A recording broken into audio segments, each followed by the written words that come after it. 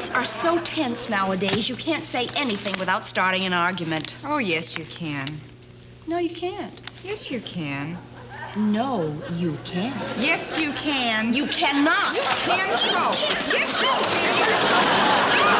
You cannot.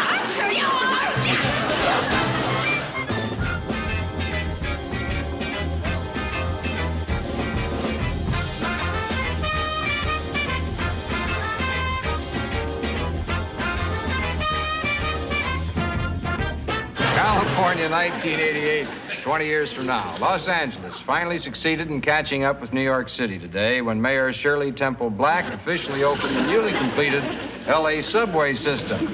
She was immediately mugged. Item 1988, an effort to correct the image of history was made when the remaining American Indians were asked if they had any grievances. Both said no. This item, 1989, 20 years from now. At last it happened. There was peace in the world today. Not a shot fired, not a threat, not an unhappy sound. Today, at last, there was peace in the world. Unfortunately, it only lasted a few seconds while everybody reloaded. Okay. Washington, D.C. A highly placed official of the State Department declared today that if the United States continues to sign alliances and peace treaties at the present rate, should World War III break out, we would find ourselves fighting on both sides.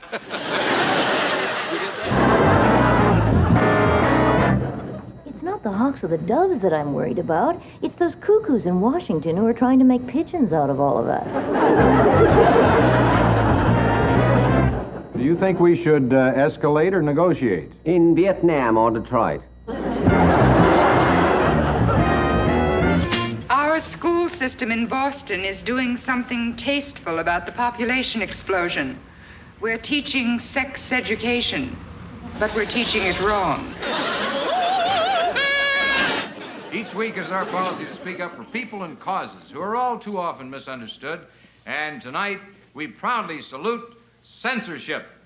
Goody! Censors are a bunch of guys. What would we ever do without censorship? How would we muddle through without censorship? We would be exposed to every literary nut. We would be the victims of obscenity and smut. How would we read a book without censorship? How could we see a TV show or play? We hate the naughty movie cult for treating us like we're adults. 'Cause we love censorship.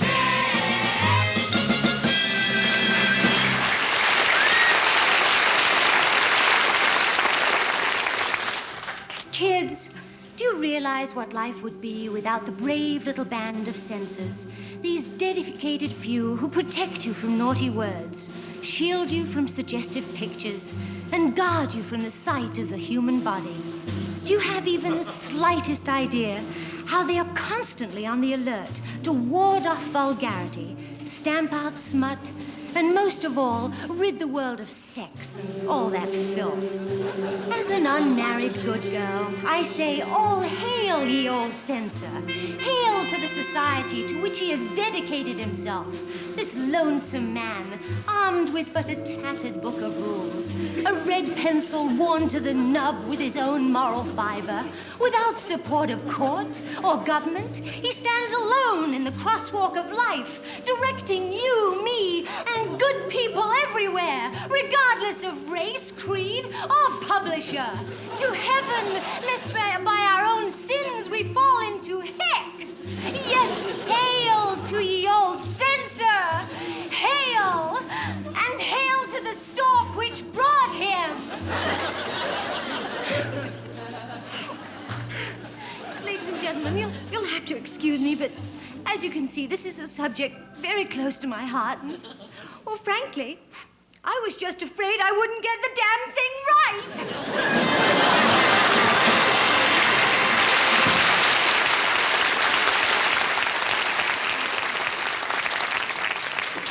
Hey, man, I don't want my kids hearing all them dirty words in the movies. Get enough of that at home. Russia banned free speech 50 years ago, Boris says we're falling behind in the censorship race. We're safe on radio and television. Now let's get busy on word of mouth.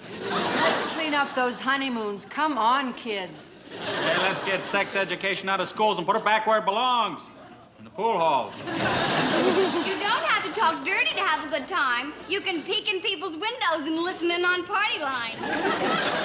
Playboy's bad enough, but what about those seamy little jokes in Reader's Digest? I say we can't be too careful. Let's put a bra on little orphan Annie. And what about the buffalo? A bra on a buffalo? What you don't know won't hurt you. And if it does hurt you, at least you won't know it. That's right, folks. Censorship is your friend. Join the crusade. The next time someone says sticks and stones can break our bones, but words can never hurt us, set them straight. Hit them with a stick or a stone. Actors would say, without censorship. Dancers would show without censorship.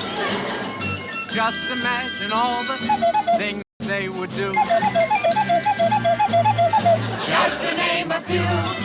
We would see naked truth without censorship.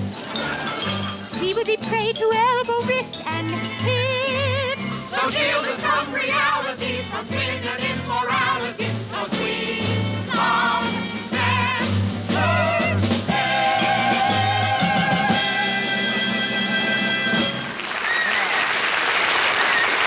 Mr. Henkel, the White House has been wondering, what's come over you lately? You used to be adamant on the side of the administration, but lately you seem to be taking a somewhat different view.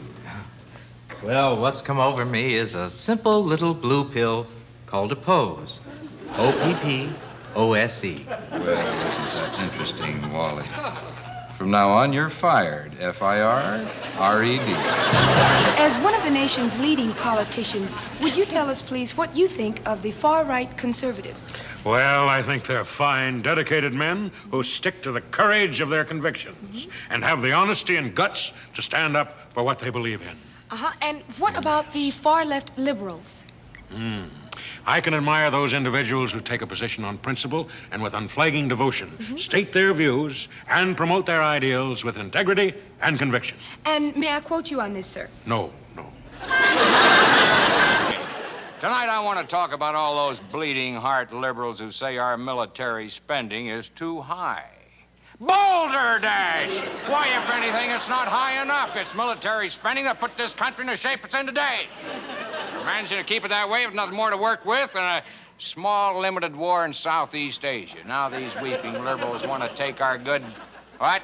Now these weeping liberals want to take our good defense dollars for the poverty program. Well, I ask you, what has poverty ever done for your country? Think about it.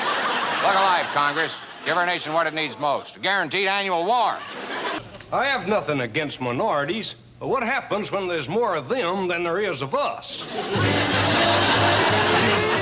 Dick Martin here with our Laugh-In poll. And our question of the week is, are you in favor of or opposed to the passage of gun legislation? Sir, how do you feel about gun legislation? Negative. Stinks. A lot of nuts running around loose, and I demand the right to protect myself from them. Well, just who is it that you're afraid of? Him! Ladies and gentlemen, you've all been so nice to us, we'd like to be nice to some of you.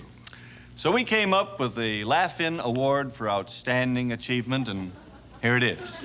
This is the Flying Fickle Finger of Fate Award, which will be given each week to that person or group who have proven they truly deserve to receive the Flying Fickle Finger of Fate Award.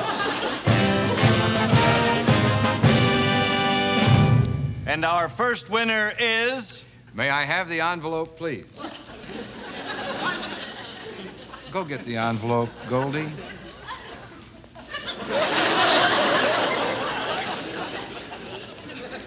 Thank you.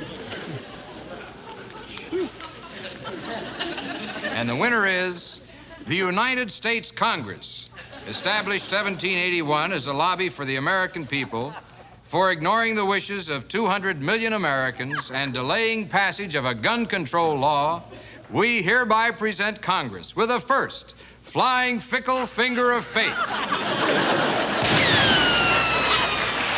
You ought to be more careful with that thing. I didn't know it was loaded.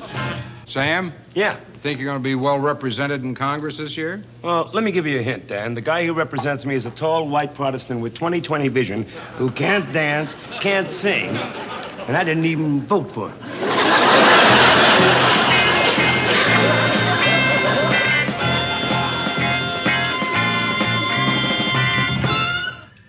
And now, tonight, carrying on in the great tradition, which we hope to start. Yeah, we present the first of our ever-popular laugh-in salutes. Tonight, salute to the establishment. With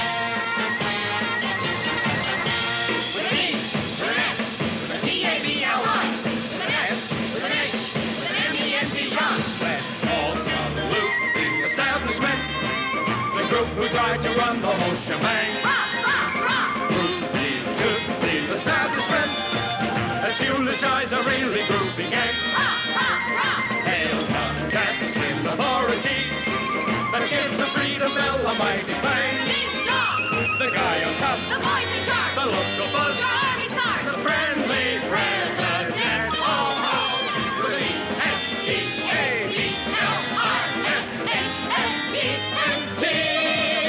All hail the establishment.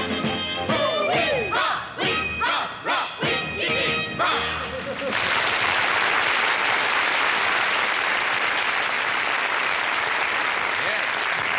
The establishment, the power people, the folks who run this country and make it what it is. Confused. Yes, sir, that and more.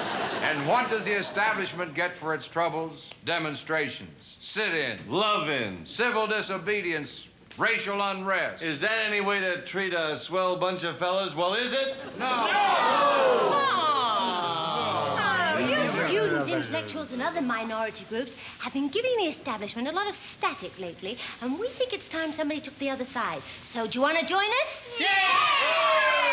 Come on, all you hippies out there. Let's hear it for the fuzz. F-U-Z-Z, buzz! And you college kids, how about a big hand for a selective service? Sure, and show a little tolerance. Take a fuddy-duddy to lunch. L-U-N-C-H, lunch! Fuddy-duddy! So the men in power have been screwing things up for years. Doesn't experience count for anything? Right. Well, big city landlords have their problems, too. You think it's easy to create a slum? L-U-N, slum! Fuddy-duddy! Don't complain about dishonesty, bigotry, greed. Don't you have any respect for traditions? Yeah. And what about the buffalo? It's not that they don't want to win the war on poverty. They just want an honorable withdrawal. Yeah. So stop bugging them and join them. Fuddy-duddy! And of course the police harass teenagers. What do you expect them to do? Go out and break up the mafia? So there you are. Next time you see a member of the establishment, don't hit him with a brick. Have a little compassion. Seek not the arrogance of power, but look instead within yourself for the deeper spiritual values. Bobby Baker, June 3rd, 1963. I knew it.